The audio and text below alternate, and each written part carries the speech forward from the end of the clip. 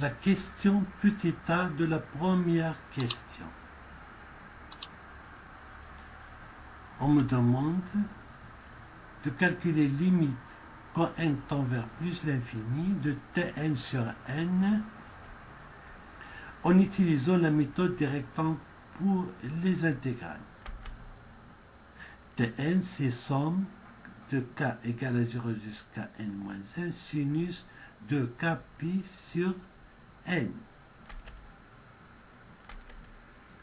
Tn sur n est égal à 1 sur n somme k égale à 0 jusqu'à n-1 sinus kpi sur n est égal à 1 sur n somme de k égale à 0 jusqu'à n-1 f de k sur n, avec f de x est égal à sinus de x pi. F est une fonction qui est définie et continue sur l'intervalle 0,1 parce que f c'est le composé de deux fonctions continues. La première fonction c'est la fonction sinus, la deuxième fonction c'est la fonction linéaire que à x associé x pi.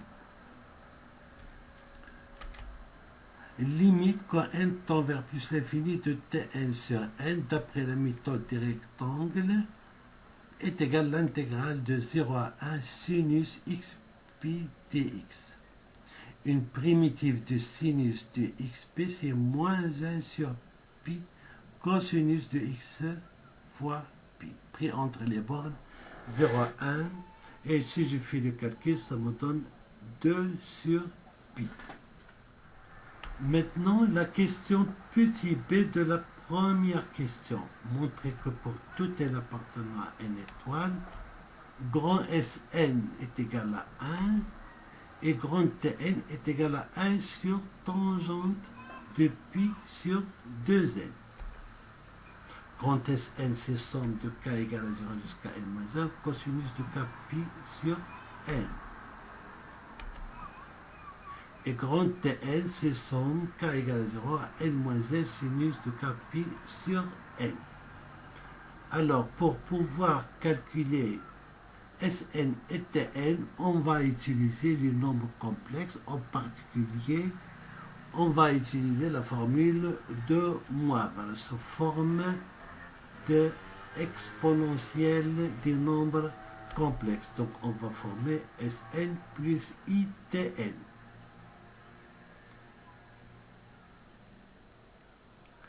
Sn plus Itn, c'est égal à la somme de k égale à 0 jusqu'à n-1 exponentielle i k pi sur n. N'oubliez pas que exponentielle i k pi sur n est égal à cos de k pi sur n plus i sinus de k pi sur n. Que je peux écrire somme de k égale à 0 jusqu'à n-1 exponentielle ip sur n à la puissance k. Je remarque que ça c'est la somme des termes d'une suite géométrique de premier terme 1 et de raison exponentielle ip sur n. La somme allant de k égale à 0 jusqu'à n-1. Donc je peux écrire que Sn plus Itn est égal à 1 moins la raison à la puissance, puisqu'on s'arrête ici à n-1, ici c'est à la puissance n. 1 moins exponentielle ip sur n. Donc si je fais le calcul, ça me donne ici exponentielle ip et ici 1 moins exponentielle ip sur n. Exponentielle ip, si vous faites le calcul, c'est égal à moins 1. Moins 1, ça donne 1. Et 1 plus 1, ça donne 2. Au dénominateur, j'ai mis exponentielle pi sur 2n en facteur pour faire apparaître sinus de pi sur 2n. Remarquez ce qui est entre parenthèses est égal à moins 2i sinus de pi sur 2n. Ici, exponentielle pi sur 2n lorsqu'elle passe au numérateur et c'est qui est exponentielle moins ip sur 2n.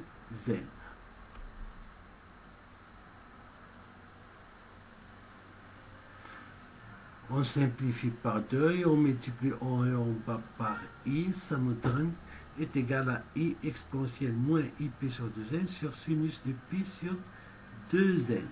Et n'oubliez pas, exponentielle moins ip sur 2n, c'est cosinus de pi sur 2n moins i sinus de pi sur 2n. Et si on multiplie par i, ça me donne i cosinus pi sur 2n plus sinus de pi sur 2n, le tout sur sinus de pi sur 2n qui est égal à 1 plus i 1 sur tangente de pi sur 2n. Maintenant, j'ai Sn plus Itn est égal à 1 plus I 1 sur tangente de pi sur 2n. Donc, si j'identifie les parties réelles de cette égalité et les parties imaginaires, ça me donne que grand Sn est égal à 1, et ceci pour tout n appartenant à n étoile, et Tn est égal à 1 sur tangente de pi sur 2n. Dans la même question, on me demande de retrouver limite de Tn sur n quand n tend vers plus l'infini. Donc on va remplacer Tn par l'expression qu'on a trouvée. Tn c'est 1 sur tangente de pi sur 2n. Donc Tn sur n est égal à 1 sur n tangente de pi sur 2n qu'on peut écrire sous cette forme. Alors, ici, je remarque que j'ai une limite usuelle quand n tend vers plus l'infini, pi sur 2n tend vers 0 et tangente de pi sur 2n sur pi sur 2n tend vers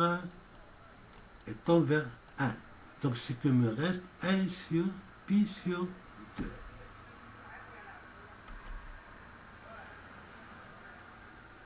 Un sur pi sur 2 est égal à 2 sur pi. Voilà, on a retrouvé même limite qu'on a fait auparavant en utilisant la méthode des rectangles pour les intégrales. La deuxième question, petit a.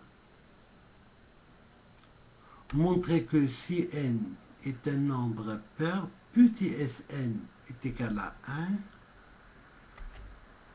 et petit Tn est égal à 1 sur tangente de pi sur n. Petit Sn,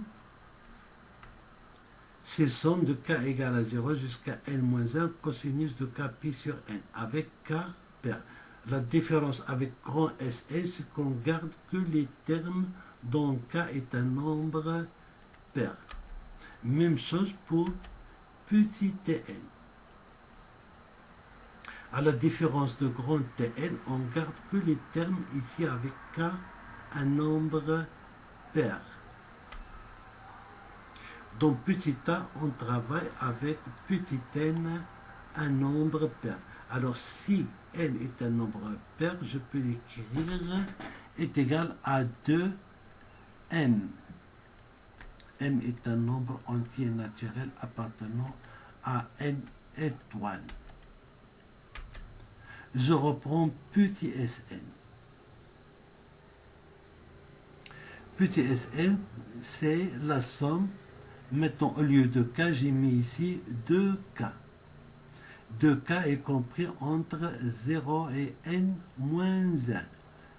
Alors, puisque n est un nombre pair, n-1 est un nombre impair. Donc, 2k n'atteint jamais la valeur n-1. Donc, je peux écrire, c'est la somme. 2k est compris entre 0 et n-2. Cosinus de 2k pi sur 2n. On simplifie par 2.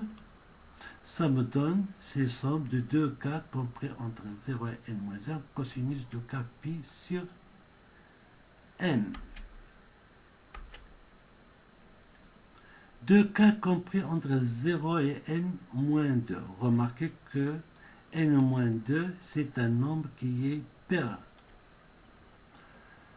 Si je divise par 2, ça me donne k compris entre 0 et n-1 sur 2. Et n-2 sur 2. Remarquez que n-2 sur 2, c'est égal à m-1. M, c'est tel que n est égal à 2n. Je reprends petit sn. Donc maintenant, je peux écrire que petit sn, c'est la somme k égale à 0 jusqu'à m-1. Cosinus de kp sur n. Et remarquez que cette somme, c'est grand S indice petit n. Et on a vu que Sn, dans la première question, est égal à 1 pour tout n. Donc je peux écrire que grand Sn est égal à 1. Donc petit Sn est égal à 1. Même chose pour petit tn. Même raisonnement.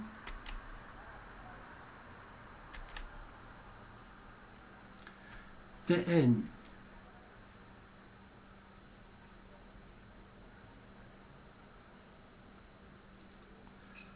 petit tn, c'est la somme de k égale 0 jusqu'à n-1 sinus de kp sur n avec k pair que je peux écrire. Ces sommes, ici on retient que les termes pairs et 2k est compris entre 0 et n-1.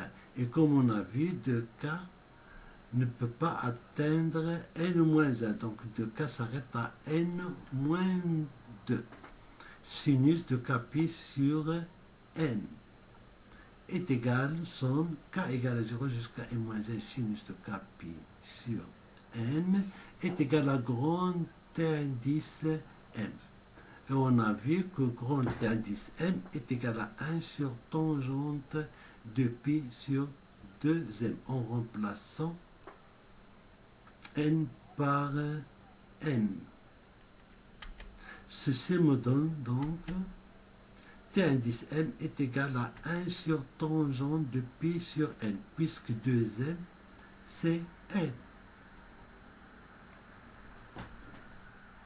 La question petit b de la deuxième question. Maintenant, on va supposer que n est un nombre impair et on va montrer que petit sn est égal à 1 demi et petit n est égal à 1 sur 2 tangente de pi sur 2n. Je reprends petit sn. Somme de k égale à 0 jusqu'à n-1 avec k pair. Que je peux écrire que somme de k est compris entre 0 et n-1 cosinus de 2k pi sur n. 2k est compris entre 0 et n-1, 2k, elle atteint la valeur n-1, puisque n-1 est un nombre qui est pair. 2k compris entre 0 et n-1, ceci est équivalent à dire que k est compris entre 0 et n-1 sur 2. Remarquez, puisque n est un nombre pair, n-1 sur n-1, c'est un nombre qui est pair, donc il est divisible par 2. n-1 sur 2, on va l'opposer, c'est petit p. Et de là, je peux écrire que petit sn, c'est somme de k égale à 0 jusqu'à p cosinus de 2kp sur n. Bien sûr, avec p, c'est n-1 sur 2. P appartient à n, c'est un entier naturel. Même chose pour petit tn.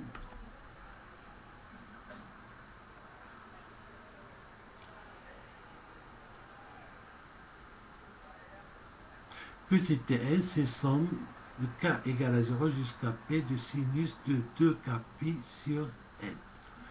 Alors, pour calculer petit Sn et petit Tn en fonction de n, on va utiliser le nombre complexe comme on a fait dans la première question. Donc, on va former petit Sn plus i petit Tn. Et j'utilise les expressions de petit Sn et petit Tn. Donc, c'est égal somme de k égale à 0 jusqu'à p exponentielle i 2kp sur n. J'ai remplacé petit Sn et petit Tn par leur expression. Donc, c'est égal somme k égale à 0 jusqu'à petit p exponentielle i 2pi sur n de tout à la puissance k. Je remarque qu'ici j'ai la somme d'une suite géométrique de premier terme 1 et de raison exponentielle i 2pi sur n. Et la somme allant de k égale à 0 jusqu'à p.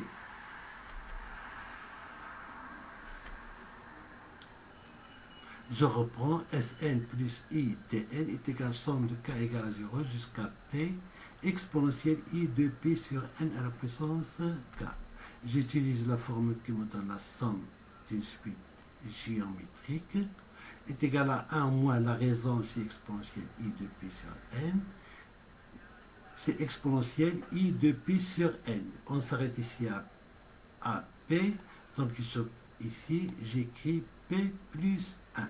1 moins exponentielle i 2pi sur n, c'est la raison. La raison de la suite géométrique. Alors maintenant, on va voir p plus 1. N'oubliez pas que p c'est n moins 1 sur 2. P plus 1 c'est n moins 1 sur 2 plus 1, c'est égal à n plus 1. Je remplace p plus 1 par n plus 1 sur 2. Et comme on a fait dans la première question, j'ai mis ici exponentielle i n plus 1 pi sur 2n en facteur. C'est pour faire apparaître les sinus. Même chose ici. J'ai mis exponentielle i p sur 2 pi sur n en facteur pour faire apparaître les sinus.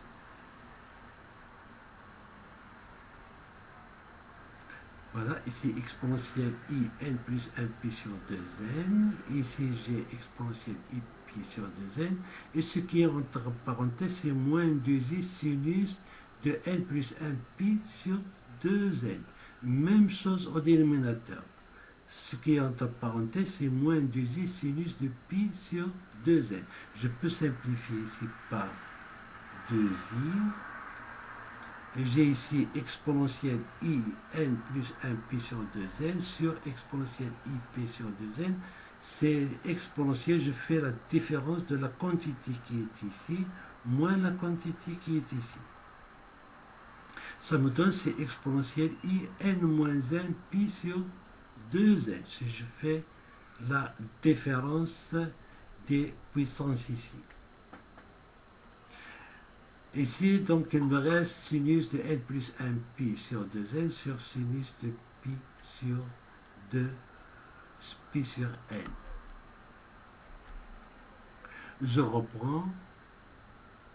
S petit sn plus i petit tn est égal à exponentielle i n moins 1 pi sur 2n sinus de n plus 1 pi sur 2n sinus de pi sur 2n.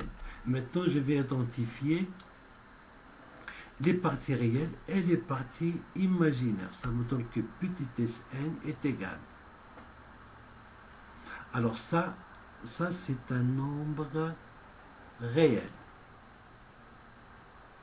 Donc petit Sn, c'est sinus de n plus 1 pi sur 2n sur sinus pi sur 2n. La partie réelle ici, c'est cosinus de n moins 1 pi sur 2n. Et si vous faites le calcul ici, n plus 1 pi sur 2n, c'est pi sur 2 plus pi sur 2n. Et là, c'est pi sur 2 moins pi sur 2n. Et n'oubliez pas que sinus de pi sur 2 plus x, c'est cosinus x. Cosinus de pi sur 2 moins x, c'est sinus x. Donc ça me donne cosinus de pi sur 2n, sinus de pi sur 2n sur sinus de pi sur n. Remarquez ici, j'ai cosinus x fois sinus x. Donc c'est 1 demi sinus de 2x. Donc ça, je peux l'écrire, c'est 1 demi sinus de 2 fois pi sur 2n, c'est sinus de pi sur n. Et après simplification, c'est égal à 1 demi. Donc petit Sn est égal à 1 demi. Maintenant, on va faire le calcul de petit tn. Je reprends Sn plus itn, c'est exponentiel, n moins 1 pi sur 2n, etc. Maintenant, tn, c'est la partie imaginaire de cette expression. Petit tn, ça c'est un nombre réel, c'est sinus de n plus 1 pi sur 2n, sinus pi sur 2n. Et la partie imaginaire ici, c'est sinus de n moins 1 pi sur 2n. Et comme on a fait pour petit Sn, ça c'est sinus de pi sur 2 plus 2n, et ça c'est sinus de pi sur 2 moins 2n.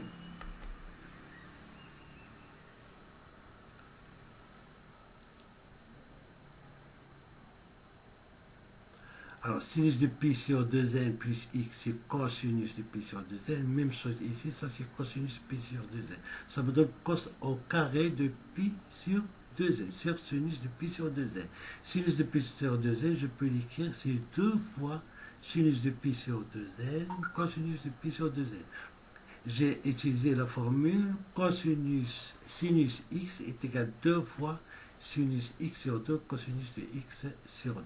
Et après simplification, il me reste 1 sur 2 tangentes de pi sur 2n. D'où petit tn est égal à 1 sur 2 tangentes de pi sur 2n. La question petit c, on me demande de calculer cette somme.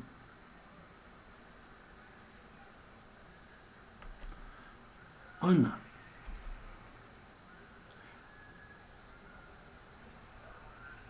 cette somme, je peux l'écrire, est égale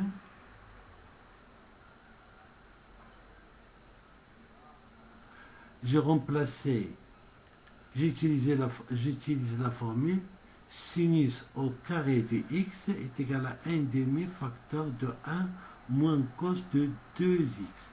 Donc sinus au carré de pi sur 14, on peut le remplacer par 1 demi, 1 moins cosinus de pi sur 7. Même chose pour les autres. Je fais le calcul, ça me donne 3 demi moins 1 demi facteur cosinus pi sur 7, cosinus 3 pi sur 7 et cosinus de 5 pi sur 7. Je remarque ici que je peux prendre n égale 7, mais ici, les coefficients sont des nombres impairs. Donc, cette somme, je peux l'écrire ce grand S7, c'est-à-dire la somme des cosinus de 0 jusqu'à 7 moins petit S7. C'est la somme juste des cosinus avec ici K pair. Et on a vu que S7 c'est 1, petit S7 c'est 1 demi. Et donc si je fais le calcul, ça me donne 5 quarts.